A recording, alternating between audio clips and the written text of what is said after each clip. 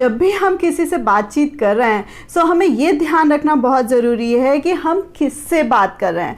कई बार क्या होता है, इस वे में हम एक से बात करते हैं, उसी वे में दूसरे से बात करते हैं, यानी कि एक ही तराजू में हम सबको तौल देते हैं। किससे कौन सी बात करनी है और किससे कितनी बात करनी है और किससे किस लहजे में बात करनी है, आज की वीडियो में यही जानेंगे। जो नेक्स्ट इंपॉर्टेंट पॉइंट आ रहा है कि बोलते समय अपने एक्सप्रेशंस पर ध्यान जरूर दीजिए। कई बार क्या होता है कि जब हम बातचीत कर रहे होते हैं, हमारा ये जो खुद का एक्सप्रेशन होता है और इवन बॉडी लैंग्वेज वो हमारा साथ नहीं दे रही होती है। जैसे कई बार क्या होता है कि बातचीत करते समय ही हम ऐसे कंधा कर देते हैं और आंखें इस तरीके से कर देते हैं। कई बार हमारा मुंह ऐसे बन जाता है जो हमें खुद ही नहीं पता लगता और हमें लगता है कि सामने वाले ने समझा नहीं। मसलन इस तरीके से समझ सकते हैं कि जब हम इस तरीके के एक्सप्रेशन करते हैं तो वो सारी चीजें हम मन ही मन रियलिटी में सोच रहे होते हैं और हम ये भूल जाते हैं कि सामने वाला भी मन ही मन उन सारी चीजों को समझ लेता है, क्योंकि मन के साथ साथ उसकी आंखें भी खुली होती हैं और वो हमें देख रहा होता है। मतलब मुंह से निकली हुई बात कान सुन रहे होते हैं और मन में कही गई बात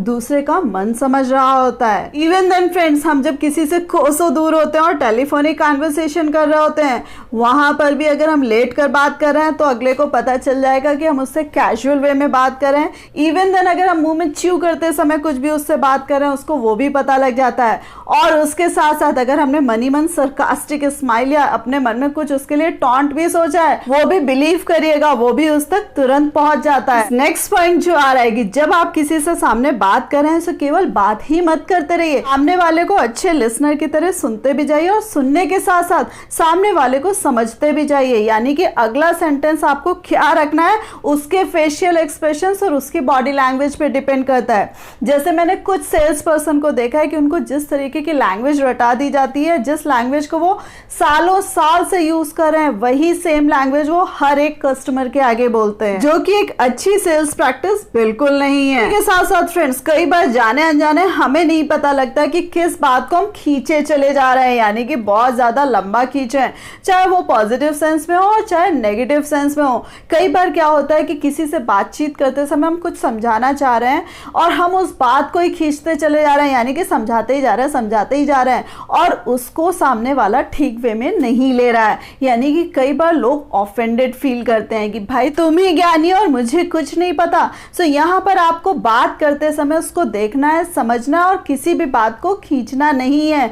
आपने जैसे ही महसूस किया कि सामने वाला ऑफेंडेड फील कर रहा है, बात को रैप अप कर दीजिए और बात को कई बार ट्विस्ट कर जाइए। और उसी के साथ साथ फ्रेंड्स, कई बार क्या होता है कि सामने वाले बातचीत में अपनी फैमिली या अपने लाइफ पार्टनर की बुराई कर रहे होते हैं, हमें भी ध्यान नहीं रहता, हम उसके बारे में जो जितना उनके फैमिली मेंबर्स के बारे में जानते हैं हम भी उसी में सुर में लाने लगते हैं, यानी कि हम भी बातचीत को आगे बढ़ाते हैं।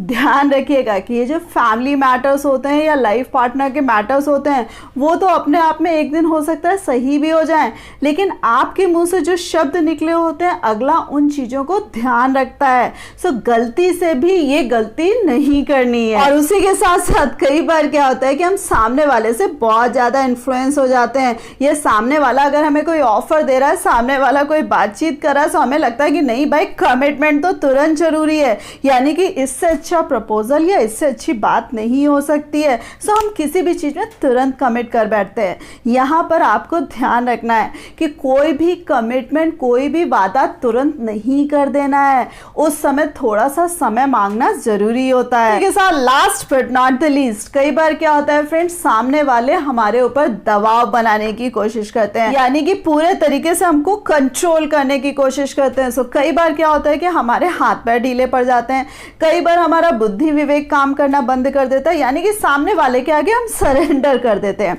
सो यहाँ पर ध्यान रखना है कि सामने वाले को सुनना भी है, सामने वाले से बातचीत भी करनी है, सामने वाले को ड्यू रिस्पेक्ट भी देनी है, लेकिन अगर सामने वाला दबाव बनाकर हमें कुछ भी सुना रहा है या हमसे कुछ भी कराना चाहता है, so friends with due respect उसको जवाब भी दीजिएगा, यानी कि उसको ना भी कहिएगा, उसके साथ साथ अच्छे अल्फाज में उसको जवाब भी दीजिएगा कि मैं आपकी बातों से ताल्लुक नहीं रखता। फ्रेंड्स, ये जो छोटे छोटे लेकिन क्रिस्प पॉइंट मैंने आपको बताने की कोशिश करी है, होप आपको पसंद आए होंगे।